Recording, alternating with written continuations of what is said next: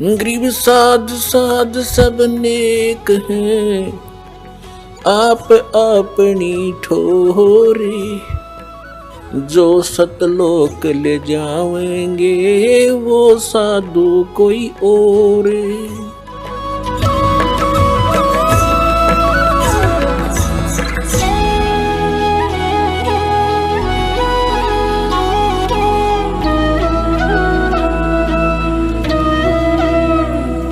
ईश्वर का नाम लेना था, परम पिता परमात्मा को याद करना था, जिसमें गीता जी भी उसी की तरफ इशारा करती है कि उस परमात्मा का ध्यान धरो अर्जुन, थारा फिर जन्म मरना हो।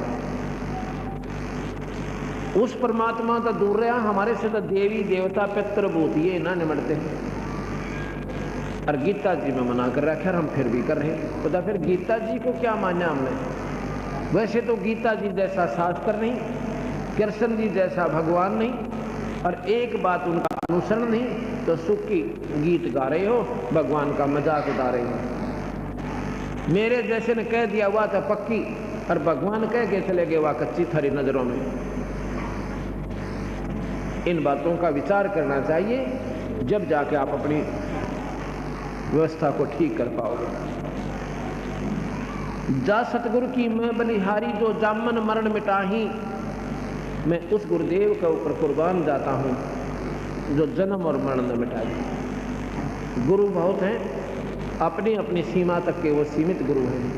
अपनी प्रक्रिया में आपको मास्टर बना देंगे, लेकिन जन्म मरण को नहीं छुटवा सकते।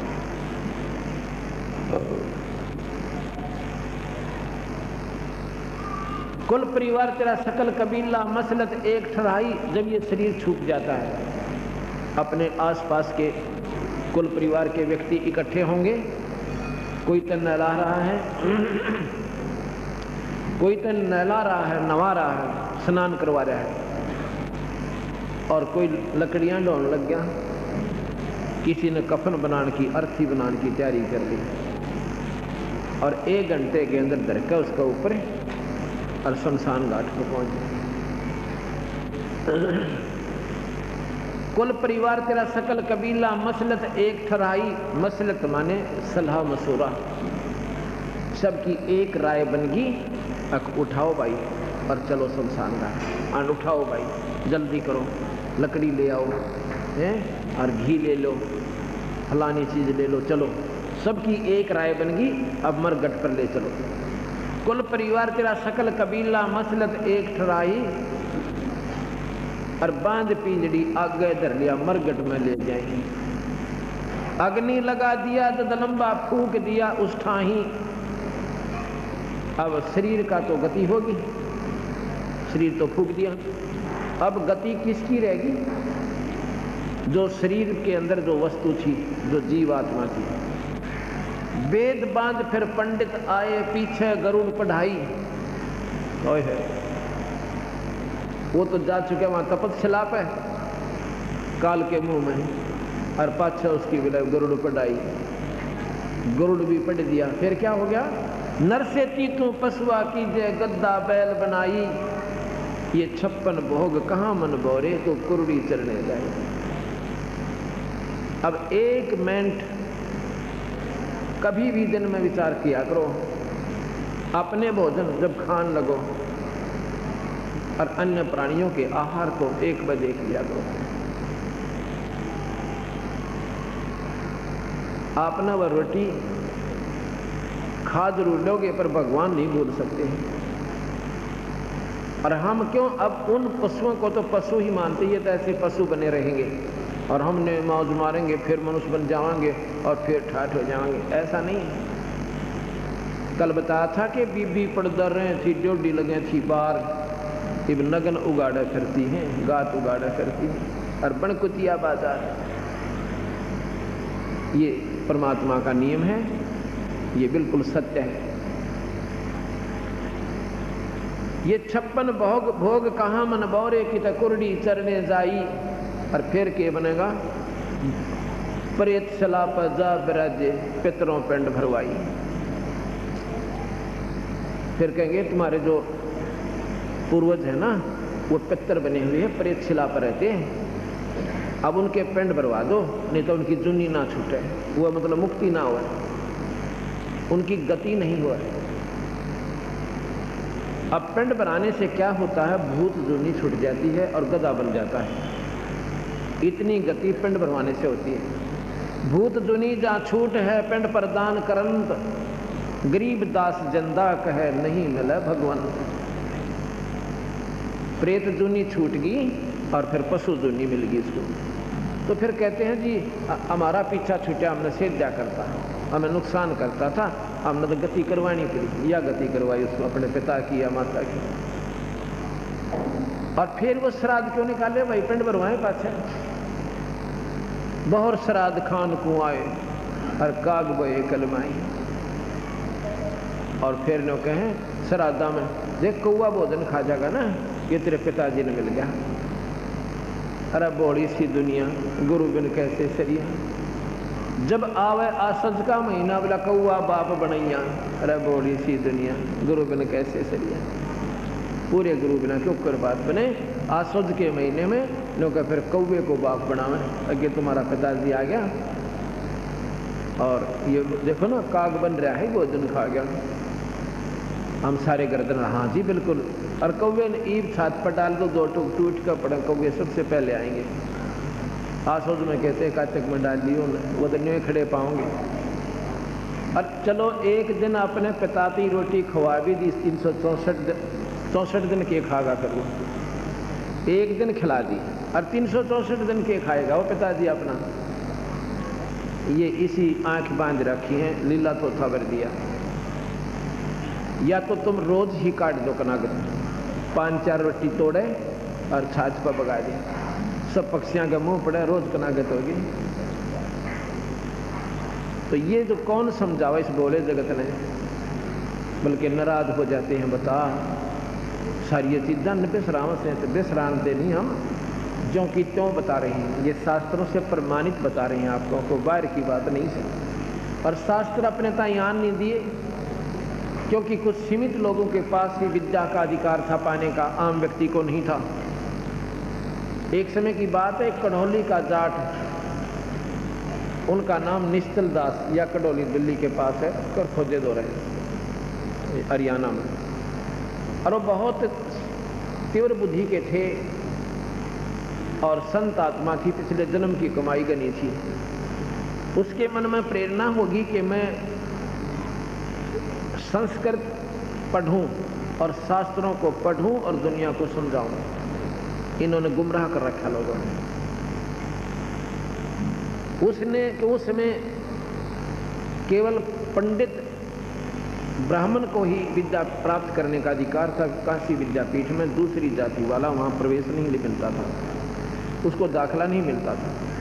उसने झूठ बोल कर और नकली पंडित बनकर, ब्राह्मण बनकर, और गांव में सरपंच की मेंबर की मोहर मरवा लेगा आप पर, और पंडित बन गया और दाखला ले लिया, एडमिशन मिल गया और इतना विद्वान, 1 नंबर पाव यूनिवर्सिटी में। इतना मतलब प्राकांड उसका दिमाग चल रहा था, विद्वान बन गया। सबसे प्रथम श्रेणी में रहा है। जब उसने काशी विद्यापीठ की शिक्षा पूरी की, जब चलने लगा तो वहाँ के जो प्राध्यापक थे, मुख्य अध्यापक थे, प्रिंसिपल थे, उनके लड़की जवान थी, शादी योग्य हो गई थी। उसने सोचा ऐसा विद्वान बालक और होनहार और खूबसूरत, और क्यों ना अपनी कन्या का ब्याह इसका कर दूं, लड़की की शादी तो करनी ही है।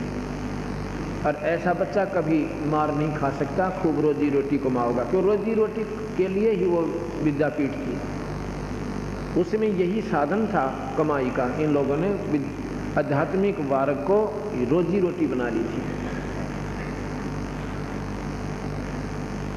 तो उसने जब वो निश्चल दास अपने गुरुदेव के चरणों में शीश झुकाने के लिए अंतिम विदाई लेने गया, तो कहने कि गुरुदेव आशीर्वाद दो, आपका बच्चा सफल हुआ है। कहने लगा भाई कोई दक्षिणा नहीं देगा, अगर जो मांगो तो ले लो। महाराज जी शरीर भी आपका ही है, कहने लगा भाई वचनबद्ध हो जा।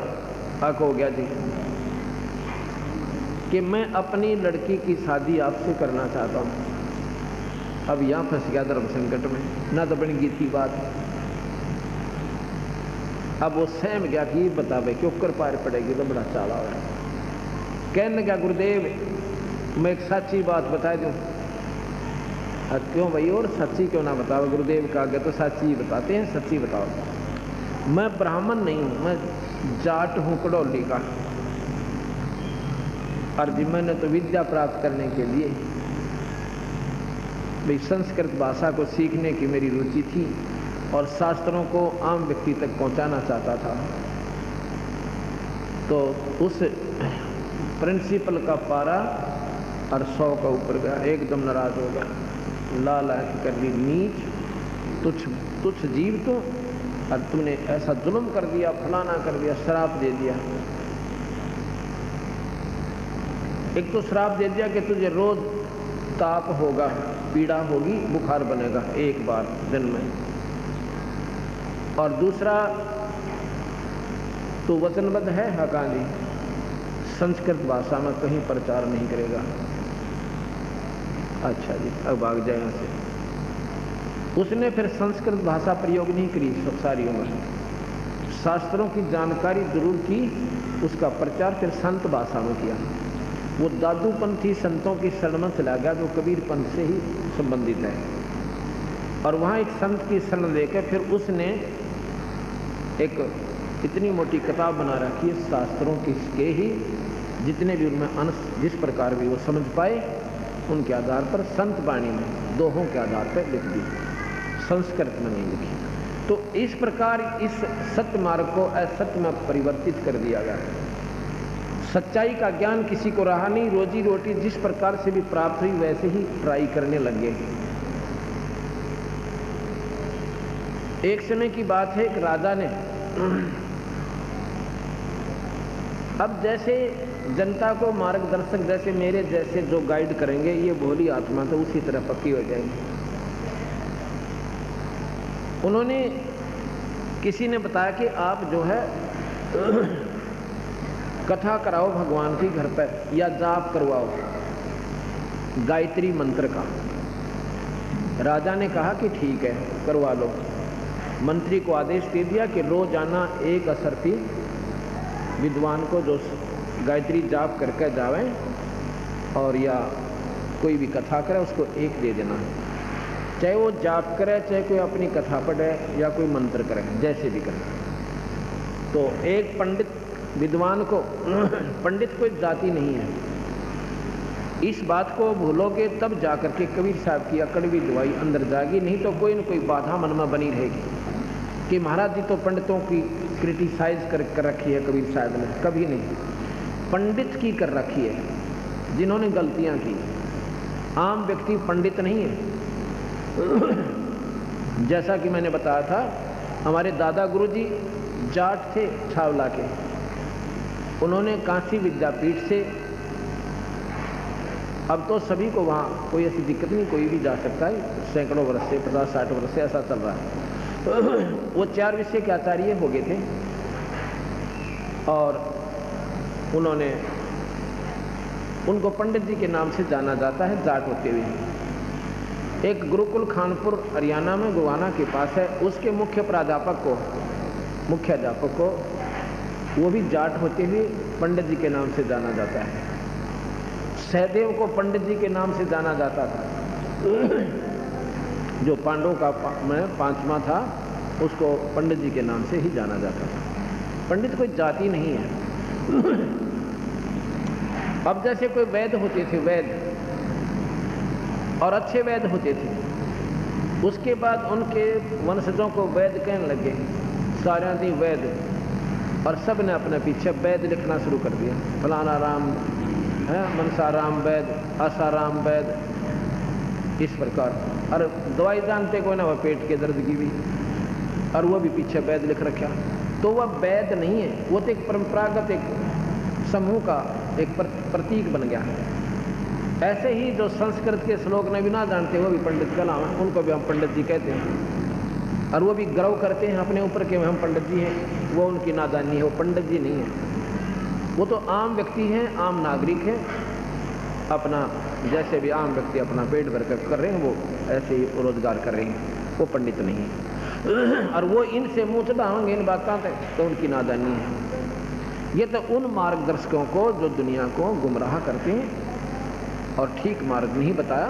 सरू जहाँ से पंडित पदवी हुई थी, ये बहुत नेक आत्मा थी, वो इसको रोजी रोटी नहीं बनाया था, वो अपना सत ढंग से जितना वो जानते थे उनको जाप बता दिया करते थे, ये जाप करो भाई, ये मंत्र जपा करो, और अपना करके कमाई वो अपना पेट भरते थे। उसके बाद महिमा इतनी बढ़ गई उनकी कि आम व्यक्ति पंडित जी बन गया। काख में पोछी दी और मैं भी जाप कर दूंगा, मैं भी जाप कर दूंगा, और पैसे के हिसाब पर आधारित हो गया। राजा का जाप हुआ और एक काशी से पढ़कर बहुत तगड़ा विद्वान आया पंडित जी। राजा के हुक्म से वो अच्छे से अच्छे विद्वान की तलाश की गई तो पाया कि एक विद्वान अभी काशी विद्यापीठ से और बहुत ही अच्छा विद्वान बनकर आया है, उसको लाओ, काशी जी पढ़ के आया है। उसको बुलाया, उसको कहा कि ऐसे ऐसे एक हफ्ता 10 दिन या 15 दिन हमारे घर पर कोई मंत्र जाप करो, वो तुमने देखना है क्या करना है, चाहे कथा करो चाहे जाप करो, कुछ भी करो, हमारे घर में शुद्धि होनी चाहिए। अब वो पंडित जी जावे अपना जाप करें, मंत्री उसको एक असरफी दे दे, वो असरफी लाकर अपनी पत्नी को दे दे और पत्नी समावे नए सूट और रोज गुदनी बदले और फिर जाओ पानी लेने, थोड़ा सारी इकट्ठी हो तो वह औरतें पूछा कर आए यो कद बनवाई, ये कद लाई, कितने लाई, थारे घर ते लाई, थारे पीढ़ी में मिल जा, ये सारी बूझ लिया करे 2 मिनट में। तो वह वली मारा है ना, राजा का कथा करने जा कर पंडित जी एक असरफी दे दे, सब मौत हो रही है हमारी। अब वो दूसरी सुने थी, उसने अपने पंडित जी ताई की, अपने पति देवता कि आप भी पंडित जी हो और जाइए जाप करके आओ, और देख फलाने के घर वाला रोज एक असरफी जाओ से। वो कहने लगा भगवान वो तो बहुत बड़ा विद्वान पुरुष है, और मैं देखे ना तो कोई जानता, किसी एक चीज़ तो जानता नहीं, भाई ठीक है इन रोड़े बोला न तो रोड़ा लो, वो राजा का काम न मरवावेगी तो वह नहीं मानी। नो बोली तुम और दिन आता अपनी डींग मारा करता, और आज क्यों ना जाता, तो 2 पैसे मिलन का टाइम आ गई तो नो का मैं जानता को ना, उन्होंने सोचा ले भगवान ना मानती तो जाऊं। अब जाता है, वो अपनी कथा कर रहा है विद्वान पुरुष, और उसने क्या है बेरा था ने उल्टी से किताब पकड़ रहा और के करने मन मन जो यू कहवाए, जो यू कहवाए, जो यू कहवाए, जो यू कहवाए, जो ये बोल रहा वही, जो बोल रहा वही। अब चलो और तक कौन जान दे, अपने बैठे रहे एक कमरे में आप पढ़ रहे हैं, कौन देखे। पहले ये ऐसे ढंग से स्थिति आगे की कि जाप करनी है, जाप कर रहे हैं, कुड़बा खेत में काम अपना दुकान पर बैठे है, पंडित जी गुना जाप करे, कमरे में बंद करवा दे, और बंद भी न्यों करवा दिया करते, जैसे सोवा से बैठा माड़ा हाथ में होनी चाहिए। लेकिन वो जो सामने एक असरफी उसको मिल गई, एक मिल गई उसको, और विद्वान पंडित का जी चढ़ के अंदर ही अंदर जलन हुई, वह बड़ा चाड़े की बात हुई, मैं तो इतने दिन विद्या प्राप्त करके यार ये कुछ जानता ना पूछता, किताब भी उल्टी पकड़ रहा बूझ, और यू नो का जो यू का वही, जो यू का वही, और इसको भी असरफी मिल गई। अगले दिन तीसरी ने संस्कार दिया, अब तू भी जा, वो भी नाटा भगवान मैं तो कति अनपढ़ सो, वो तो दूसरा भी ले थोड़ा ही बहुत को जानता होगा, और वो एक तो जमाया कति विद्वान पुरुष है और मेरी दाल वहाँ गले नहीं, तो वह लागी लड़न तुम तन्यों से फलान से 2 पैसे मिलन का टेम आओ, जब तुम न्यू कराया करें कर कर जी को यहाँ। उन्हें सोचा यार रोज लड़ाई रखेगी, चालन देखी जाएगी, एक कमरे में बैठना के किचन बेरा पट्टा है। वो भी चला गया, वो कहता है अपनी कथा कर रहा है, दूसरा कहता है जो यू का वही, जो यू का वही, जो यू का वही, और तीसरा नौका कब तक नम भागी, कब तक नम भागी। करते ही सूत बैठा रहेगा, नो कब तक नम बहेगी, कब तक नम बहेगी, वहाँ दूध तो पड़ेंगे। अरे तो जी फिर चौथी ने सुस्कार दिया, क्यों तो सांझ ने एक असर पी सब न मिल जाए, शाम को तड़के नए नए कपड़े बदलें। और चौथा भी न बोला भगवान तो मरवावत की मैंने, अब ना नो के था वो देखियो कौन सा पट रहा, वो भी तो जाए से दूसरा। अब अच्छा वो भी गया, कहाँ पर भी जाऊँ सोचे। और चौथा भी जी मैं भी कथा करूँगा, बैठ जा उस कमरे में। राजा के घर में क्या कमी हो सके, और धार्मिक राजा था, जाता महात्मा में अच्छा लाभ होगा। पहले वाला अपनी कथा कर रहा है और दूसरी वाला कह रहा है जो ये कहता है वही, जो ये कहता है वही, जो ये कहता है वही ठीक। तीसरा कहता है कब तक नम भेगी, कब तक नम भेगी, कब तक। तीसरा कह नम बन दे इतने नंबर, तीसरा ने बोला नम बन दे इतने नंबर मंडे रहो। तो जब वो समापन हुआ उससे पहले दिन उस राजा का आना हुआ जिस दिन समापन पे। उस विद्वान पुरुष ने जो काशी विद्यापीठ में पढ़ कर आया था उसने शिकायत की, कहने कि राजन यहाँ पर तो खल और खांड का एक भाव लग रहा है। के बात भाई कि मैं